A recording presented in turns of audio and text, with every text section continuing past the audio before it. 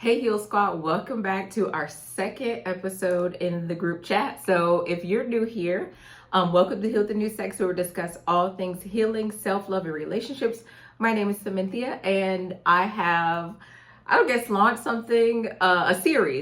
a series called the group chat, because we know it goes down in the group chat. If you want to send me an email and for it to be featured in a video, you can send an email to groupchathtns@gmail.com. So I got 2 emails yesterday from when I did the initial episode. So this one says, I want to ask if you could give me advice on a lady who doesn't want marriage and kids and doesn't believe in, I don't know if this is sex before marriage, but you said believe in sex in marriage, but wants a relationship. So,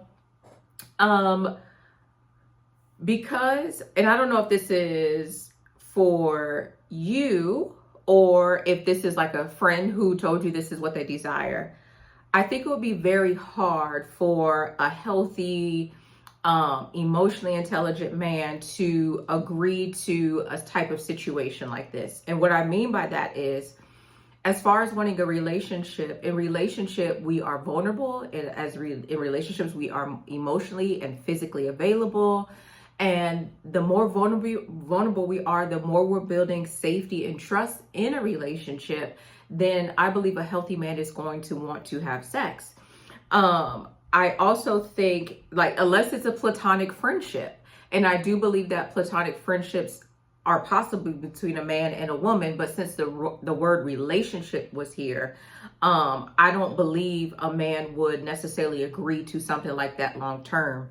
I would guess that you're younger, since you said doesn't want marriage and kids. I don't think there's anything wrong with, not wanting to have children, not wanting to have marriage.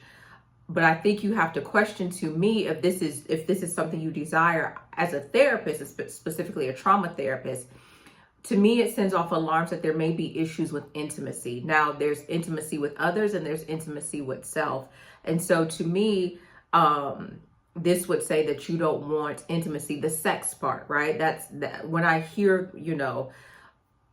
a scenario like this, is a woman who may desire male companionship, but you don't want deeper levels of intimacy, okay? Because there are couples that are married, I think they call themselves dinks, like, was it double income, no kids? There's also people I know that I don't want to say fear marriage, but maybe it is a fear marriage because they haven't seen a healthy example. And as a woman, you may not want the pressure of marriage. You may have concerns about marriage. So there may be some healing that needs to be done in order for you to have a healthy and happy relationship, especially if you want something long term. Now, if you just want something where you meet a man, you guys go out a couple of times, you want something casual, then that's available to you. But since you use the term relationship, a relationship usually connotates something long-term. I don't think it's possible to have a long-term healthy relationship with a healthy heterosexual young man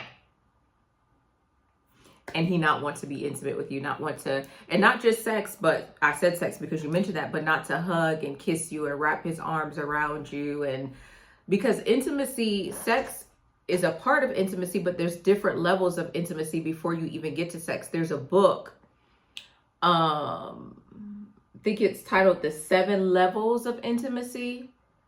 I'm trying to see on my bookshelf if I have it. Let me look it up for you. Yes, The 7 Levels of Intimacy, The Art of Loving and the Joy of Being Loved by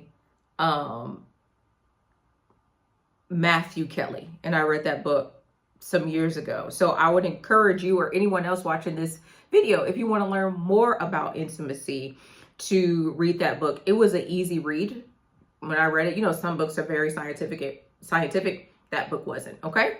So thank you so much for your question. Oh, just that quick. I've gotten some more. Wait a minute. Okay. Let me go to this one. Now, this message is from, we're going to call her MP. Hey, MP. What she said: growing up, I didn't have many female friends. Not because I didn't want to make friends with girls, but I guess I didn't really appeal to them in school or spaces like it. I found I have the same issues in adulthood, especially with this new move. Congratulations on your move. I'm ready to date again, but is having a friend girl or two necessary to pursue relationships with men at this time? And what could I do to hopefully make some girlfriends? Okay, that part's to me, that part's to me. All right, MP. Okay, so this is what I think. I think two things. I don't think having girlfriends is necessary to pursue relationships with men. However, I really believe in girlies having a social support system. I really believe that. Now, there are some women that really don't have social support because they have sisters and their sisters serve as their girlfriends. But also here, when you talk about, there seems to be maybe some healing or some things that you have to address because of your childhood. Wherever spaces you were, you didn't have close friendships with women. And I know some women don't have friendships with women because they may have experienced betrayal or hurt in the past, so they're not trusting of women. You may feel that women have rejected you for whatever reason. I want you to get to the root of that, and then I want you to take up space, be your authentic self, and have a support system. One of the girlies asked me to do a video on courting versus dating, and I plan on doing an in-depth one. So if you haven't subscribed so that you can hear my thoughts and teaching on that. But courting has to do with community. Your community is involved with you as it relates to pursuing marriage. And I really believe that community is important when we are pursuing intimate relationships, because the people who know us have an insight into who we are, to our hearts, to our habits. They can speak wisdom to us in our life. And when you don't have that, when you're isolated, then I feel like it can be really tricky. Something that men do that are abusive, unhealthy men, is that they intentionally isolate you from your family and your friends. So you want to keep that in mind. Not saying that this will happen to you, but you may meet a gorgeous man, gorgeous, easy on the eye, right? Smart, intelligent, articulate, attentive, all of the things, respectful and kind and safe for you. But you want to ensure that you have balance in your life. You want to ensure that you're able to hang out with your girlfriends. He may have a guy's night, you have a girl's night, then you guys can hang out together as couples. So in this new space and place that you're in, I want you to go outside. I want you to date. And I also want you to find your community, whether it's at church, whatever hobbies that you have. I don't know, you didn't say exactly where you were located, but that would be my encouragement to you. Get outside and find relationships and connection, not just men. Okay. Because in the long run, we need community. During my breast cancer journey, there were women who held me down, women that came. My friend Morgan came to my house. She helped clean my house for me while I was going through chemo. She took me to chemo. A few times she took me to chemo. She took me to get my port placed. She took me to chemo. My girlfriend Tia took care of my nails the whole entire time I was going through chemo. Even switched from acrylic to, I think I had a structured manicure. When you are pregnant, your girlfriends are going to know and understand what you need during that time. Your husband, if you should decide to get married and if you want children, because I don't want to assume, because I don't want, he may be sympathetic, but he will never be able to really know what a contraction feels like, even when they put that apparatus on him. So there's a level of closeness, and just there's some things that you don't have to explain with another woman as it relates to things that happen when you get older and you're going through perimenopause and menopause. It's gonna be your girl to be like, girl, hear my fan, sugar, hear my fan. I know, baby. Woo, child, I know. It's gonna be your girlfriends that do that. So whatever rejection you felt, I'm gonna apologize to you. I'm sorry that you experienced that in your childhood.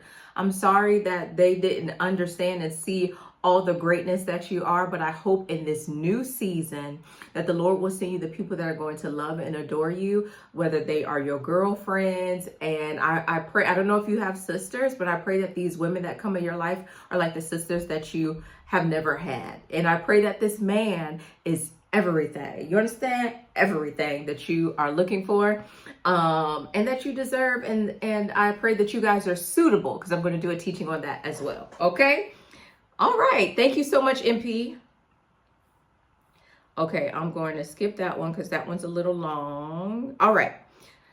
Hi, I wanted to talk about something I've noticed about myself. We're going to call her glamorous. Glamorous. Okay, since I was younger, let me pay attention to time. Since I was younger, I tend to develop feelings for people from a distance without ever interacting with them. I don't make a move because I'm very afraid of rejection, and even basic things like eye contact feel difficult for me. I've had the same experience multiple times in the past, and I don't feel like I've learned how to handle it differently. I'm not sure what I'm supposed to take from these situations or how to break the pattern. Right now, I like someone in my class, but I've never spoken to him, and I feel stuck in the same cycle again, wanting connection but avoiding any action. It's starting to make me question whether I'm capable of relationships at all. I like to work on understanding why this happens and how to change it. Thank you. So glamorous. When you say you're in class, I hope you're in college, because I hope you ain't no middle schooler sending me, but you can't be, because this grammar right here and all these commas is wonderful. So I know you're not. Just kidding. This is what I think. There are some people that are introverted. There are some people that are shy. You said that you're very afraid of rejection. So if you're afraid of rejection, I would assume that you've experienced rejection somewhere in your life, or you witnessed someone experiencing rejection. I think the key here is to heal and overcome rejection. I did that video about why women need more rejection. A lot of times we avoid rejection because we've internalized that when someone rejects us, it's connected to our worth, but it's not. You're being rejected by someone is just them saying no thank you to the relationship, and that's okay. That means that that person is not someone that is supposed to take this journey of life with you. And I'm even going to go deeper. Sometimes those people are our family, and that's okay. So I want you to work on addressing rejection, not being fearful of it, not internalizing that someone rejecting you means that they don't see that you're not valuable, because you are. And then these are skills. It takes skill to look someone in the eye. And then also, I don't know if this is a cultural thing, because in certain cultures, it may be seen as disrespect not to look someone in the eye. But since you're saying you don't, I'm guessing that in your culture, it's appropriate. So I would practice eye contact with someone who I felt was safe. I don't know if you're shy. I don't know if you have low self-esteem, so that's why you don't hold eye contact. But I would practice. We call this exposure therapy.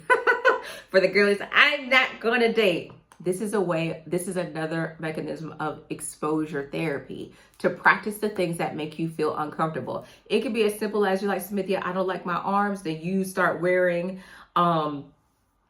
sleeveless things. You want to begin to practice radical acceptance of who you are. This also can be an issue related to self-intimacy, and I'm going to do a video about that for the membership. But you want to practice radical acceptance of who you are. You want to engage in self-intimacy, and self-intimacy has to do with acceptance of who you are. And also you want to begin to practice the things that you notice that you aren't good at until you become confident in them. And then take the pressure off of yourself. You guys come on here, I sing off key.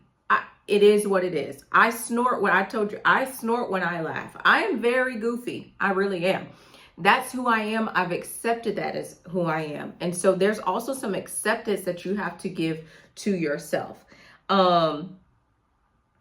And then as it's like, when you say, since I was younger, I tend to develop feelings for people from a distance without ever interacting with them. There sounds like you have admiration for people, but you don't engage. And so I also want to challenge you to begin to engage with people who you admire. If it's just a simple hello, hey, how are you doing? Or compliment them.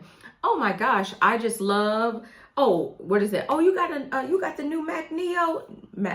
Apple, that's Apple. Apple's, write your girl a check. Let's do a brand deal. Oh, you got the new Mac Neo? Oh my gosh, I've been looking at that. How have you been liking it? You know, what does it do? Those type of things.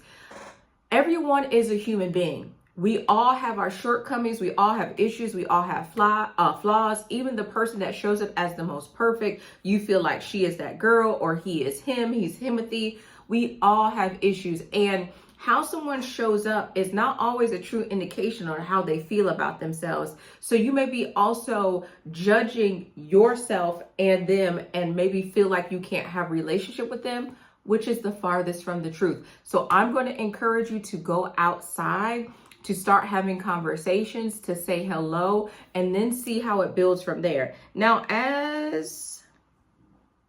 let's see, the young, you said